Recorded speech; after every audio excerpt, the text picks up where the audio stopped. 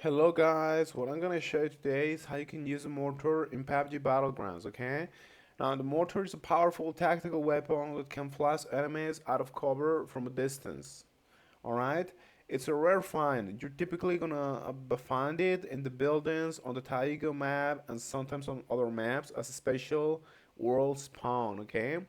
You can expect it also on the roofs of some buildings, okay? So if you want to find it, just go to the roof of some buildings.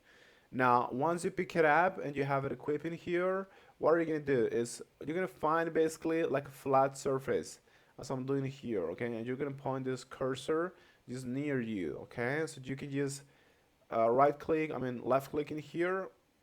You have to wait a couple of seconds, and then you're just gonna have to press on F to operate the mortar. Now, what are we gonna do is we're gonna basically, scroll wheel until we find the selected range. You have a range from 121 meters to 700 meters, depending on how far you want to fire your mortar.